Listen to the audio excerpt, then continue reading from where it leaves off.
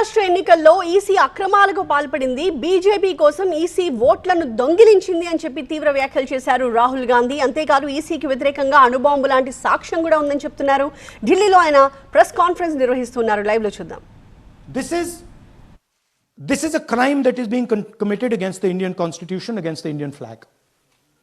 Okay, this is nothing less than that. And this is evidence of the crime in one assembly. We are absolutely convinced because we see the pattern. We have studied the pattern. We are absolutely convinced that this crime is being done at a huge scale across the country, in state after state after state. So for us, the CCTV footage and the voter list is now evidence in crime. And the Election Commission is busy trying to destroy it.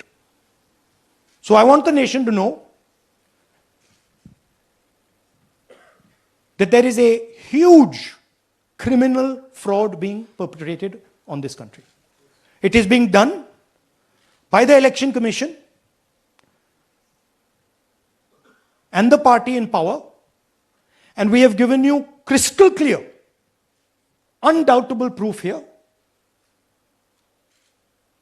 There is circumstantial evidence. They do not give us the data. They give us the runaround. They have actively themselves said they're going to destroy CCTV footage. This is why they want to destroy it. They want to destroy it so that we cannot identify Shakun Rani voting twice.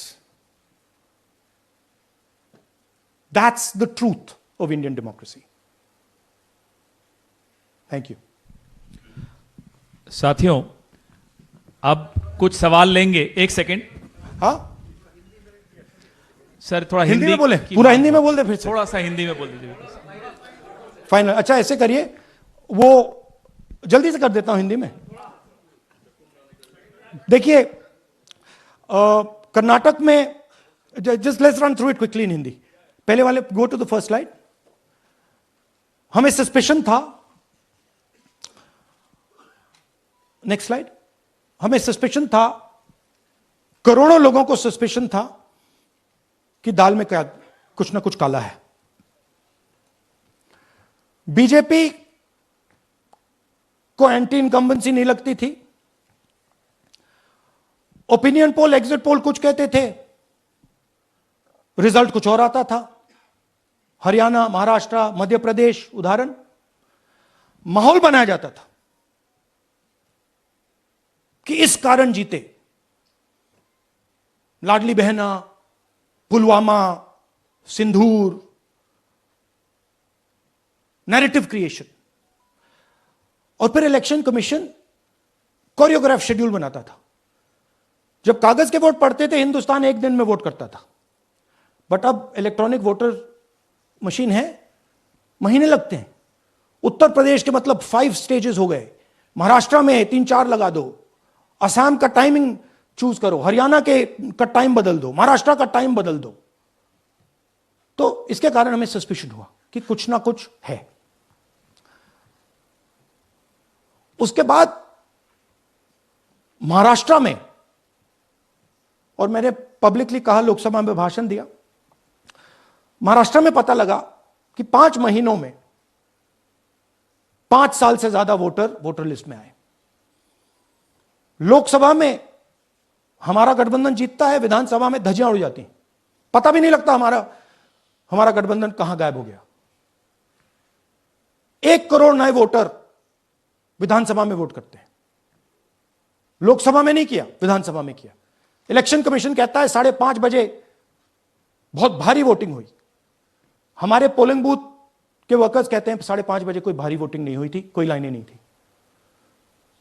तो महाराष्ट्र में पहली बार दिखने को मिला कि कुछ ना कुछ गलत है. हमने अपना इन्वेस्टिगेशन शुरू किया क्योंकि सबूत नहीं था, कंजेक्चर था. हमें लगता था, एनजीओ वालों को लगता था, मीडिया वालों को लगता था, विपक्ष की पार्टियों को लगता था, बट सबूत, क्लियर सबूत नहीं था. तो हम झिझक के बोलते थे। मैं थोड़ा कम झिझक के बोलता था जनरली। प्रेस कॉन्फ्रेंस की महाराष्ट्र के बाद कि देखिए इलेक्शन कमीशन से हमने कहा समझाइए ये हुआ कैसे, 1 करोड़ नए वोटर कैसे आए,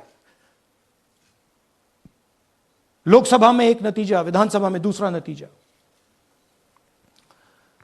आर्टिकल लिखा,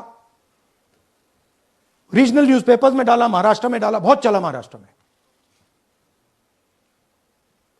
क्योंकि लोगों को यह फीलिंग थी कि कुछ ना कुछ यहां पे गलत हुआ है।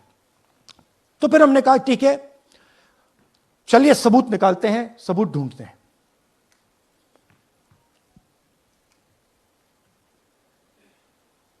हर स्टेप पे इलेक्शन कमीशन हमें मदद नहीं कर रही थी, उल्टा जिन चीजों को हमें जरूरत थी वो नहीं दे रही थी, बहाने बना रही थी। हमने उनसे डिजिटल वोटर रोल मांगा।